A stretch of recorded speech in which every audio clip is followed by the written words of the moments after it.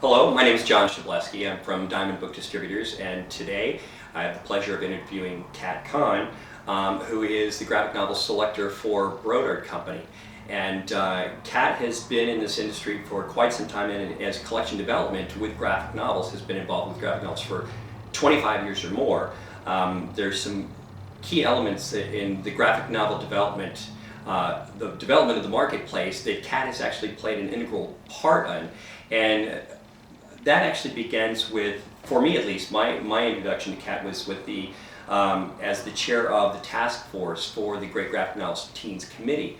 And so Kat, in that time frame, it may be even more than 25 years now that you've been collecting comics and graphic novels, there have been some amazing changes in such a short amount of time.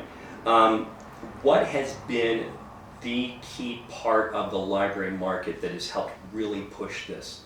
I think it was young adult librarians. The teen librarians were the ones, and I was a teen librarian at the time. Right. We were the ones who saw the potential for using graphic novels to attract the readers that weren't coming in, or the non-readers, the boys especially, Right. Who didn't act as though there was anything for them in the libraries, and bringing in comic books and graphic novels especially seemed to be a good way to attract them. And it worked. It really worked. During that time, what was the hardest part of arguing the case for graphic novels on the shelves? That trashy comic book stuff. Right. Yeah, it was the attitude that a lot of people had, remembering back to comic books being something that you read and threw away in the trash after, that it wasn't good literature, that it didn't have a place in the library. But we just kept fighting and saying, look, the boys are reading it. They're reading it. And that's what we want them to do.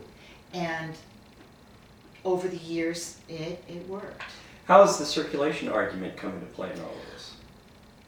When some of us started tracking circulation, we found out that the graphic novels out-circulated just about everything else, except the biggest bestsellers. So they would go out and come back and go out immediately. A lot of the comic books and graphic novels, they did not sit on the shelf for very long. And the turnover rate, some of the books, some of the really popular ones would go out. I think in a one-year period I tracked a Batman graphic novel going out 87 times. Wow. Yeah.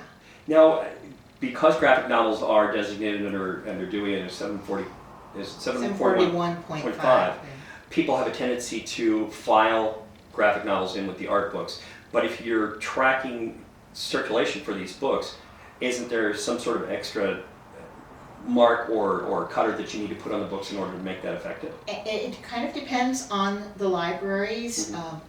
In the public libraries, especially ones where I have worked, we have pulled the graphic novels out from the 741.5. A lot of us will actually have special shelving areas, and in Allen County Public Library in Fort Wayne, Indiana, for example, we created a comics graphics call number. Right. And so they didn't have a regular Dewey number. The label said comics graphics, and then was coded for the author or the series, depending, and put on the shelf. So they could all be put in one place. They were easy to find, right. And they were highly visible, and they circulated like crazy. Those are displayed all together. So you're talking about memoirs, the Capes and Tights, all that stuff in one section, correct? And again, it kind of depends. I found out with Mouse by Spiegelman, for example, that the library had originally cataloged it in the 940s for World War II Holocaust. Right. Book didn't go out. So I bought an extra copy, and I just labeled it Comics Graphics, and it circulated. So for my library, it worked to have all of them together, whether they were nonfiction or fiction type titles. In other libraries, it works better to keep them in the call number areas.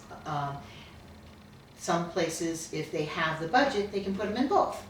But the most effective, if you're a new librarian, per se, who is just bringing graphic novels into your into your library and you want to make it the most effective display possible, is it better to interfile or keep it as a separate collection?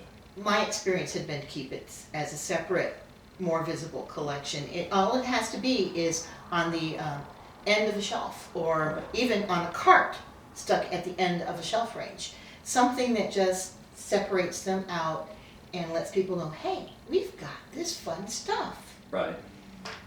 And as time has evolved, as this market has progressed, we've seen more and more titles year in and year out, almost doubling every couple of years. Oh, yeah. Where do you see the newest market potential for this? Where's the growth going for the new audience, the new readers? A lot of the growth is coming out in the children's market now. You're seeing a lot of titles. I brought a few here. Some of the educational publishers are doing things like this. This is from Learner. They are an educational publisher, but this is a fun mystery for younger readers in the graphic novel format. And it's a really cute, very readable, intelligent, witty little book. And you're getting, this is a brand new one that's just coming out, Squish the Amoeba. And it's by the people who did Baby Mouse, Jennifer and Matthew Holm. So, yeah, can you imagine amoebas and single-celled organisms as comic book characters? I mean, how cool. That's pretty fun. And these are children's market books. See, that's the nice thing to see those, and especially with the Learner books. I've been following at Stone Arch and Learner have been doing, and Rosen for a while. And I've not seen those, and that's actually a real big step for them. It is a big step forward. And then some of the trade publishers are doing graphic novel adaptations of literature, of prose literature. Classic stories. So this is The Little Prince, Antoine de Saint-Exupéry's book, and this is adapted by Joan Sfar, who is a great comic book writer and artist himself in France, and he's published in the US as well. And it's just a gorgeously done book.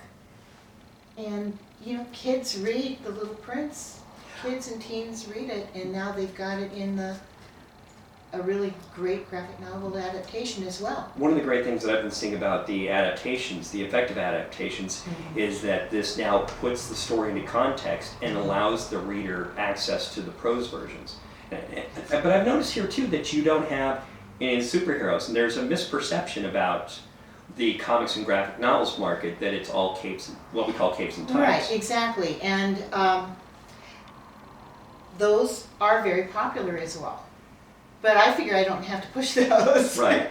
And libraries should definitely be getting them. You need to have your Spider-Man, your Iron Man, X-Men, and the other Batman, you know, all the ones that are coming out in movies. People are seeing the movies. Right. They recognize the characters, and those books are popular.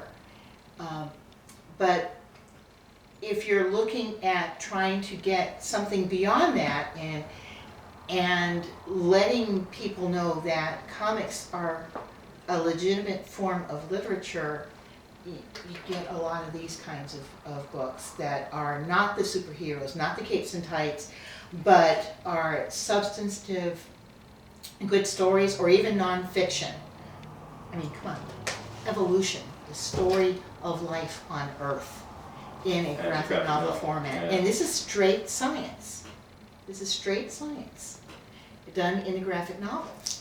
So there's just a lot of great material out there. Yeah. Cover just about every genre, every subject you can think of. I'm glad you brought that up. I wanted to touch on something real quick here, is that perception that this is all capes and tights and superheroes, when it really, the superheroes make up about 5% of titles that are published in the graphic novel marketplace. But also within graphic novels, there's that perception or this idea that graphic novel is a genre, which as you can see, it's not a genre. It's a format. It's a format that covers just about every genre you can think of. You've got mysteries, you've got horror.